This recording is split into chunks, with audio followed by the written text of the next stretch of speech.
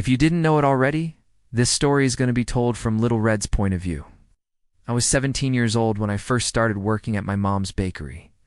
At the time, she had 2 shops, one in our hometown and another one just outside of the city limits. And every morning before opening up the shop, she'd make me run deliveries to the second store. Since both stores opened at the same time, we only ever made the delivery once a day. But that meant that I spent a lot of time on the road alone with my thoughts. The route to the second shop took me through a thick wooded area where hardly anyone ever traveled. It was probably the most scenic route to the store, but it was also the longest, so naturally I always took it. Besides, I wasn't afraid of anything. I mean, what was there to be afraid of? The worst thing that ever happened to me on that road was getting a flat tire. That all changed on one fateful delivery. I was singing along to the radio, completely immersed in my own little world, when suddenly the forest seemed to come alive around me. I could hear voices whispering my name from behind trees and bushes. When I turned my head to try and locate them, they would fall silent.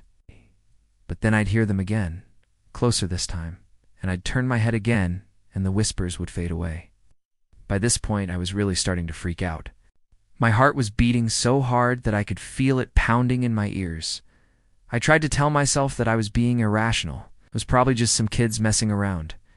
But my instincts told me otherwise. Something was definitely out there watching me, and it wasn't friendly. I put the pedal to the metal and sped through the forest as fast as I possibly could.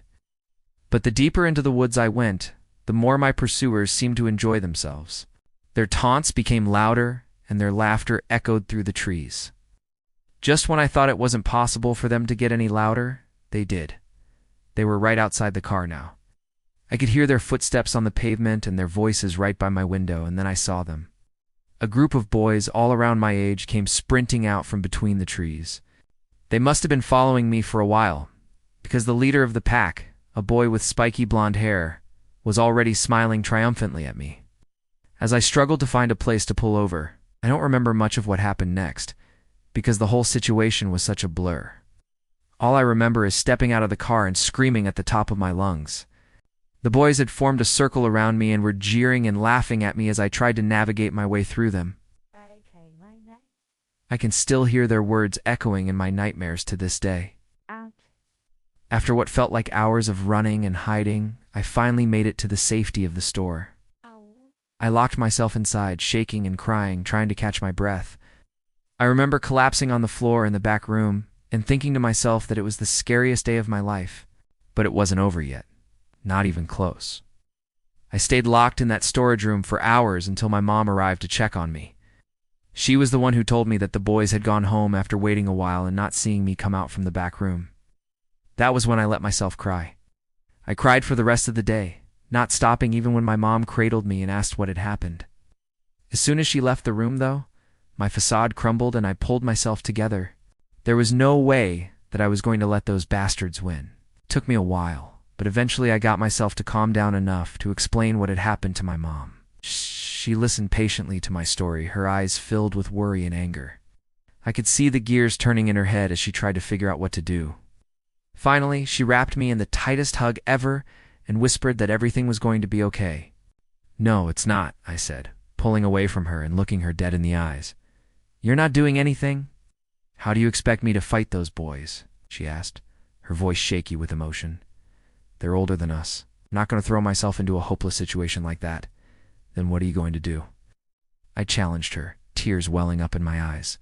Those boys are going to keep coming after me, and I don't want to go through that ever again. My mom looked away, defeated.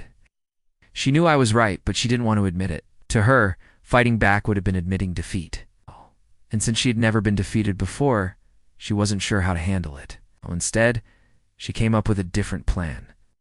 The next day at work, she called an emergency meeting with everyone on staff.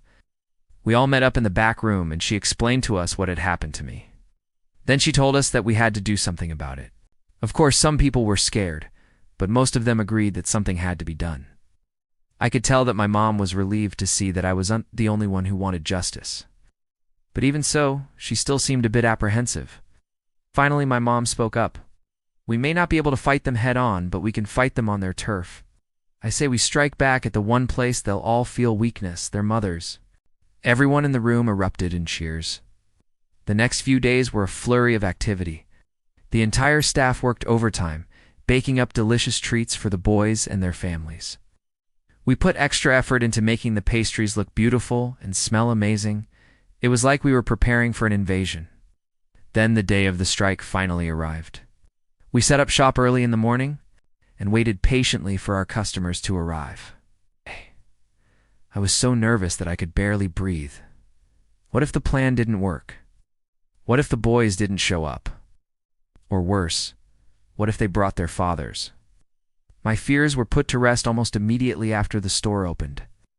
In a grand display of solidarity, the entire town showed up. Parents and children alike, everyone entered the shop, marveling at the beauty of the pastries on display. It was like a scene straight out of a movie, except this time, we were the ones calling the shots. The boys were among the first customers. I watched from the back room as they entered the store. They were all dressed up, trying to look their best. At first, things seemed to be going according to plan. The boys were too stunned by the beautiful pastries to say anything. But then the unthinkable happened. One of the boys broke down and ran out of the store. Before any of us knew what was happening, the other boys followed him out. I was devastated. Had our plan failed? Was I going to have to face them again? But my mom stopped me before I could react. "Let them go," she said calmly. "Our work here is done." And just like that, the incident was over. The boys never came back to the store. And although I heard rumors that they tried to harass me again in the forest, they never succeeded. It was almost like they'd never been there at all. In the end, it was my mom who taught me the most valuable lesson of all. You don't need to be stronger than your enemy. You just need to be smarter.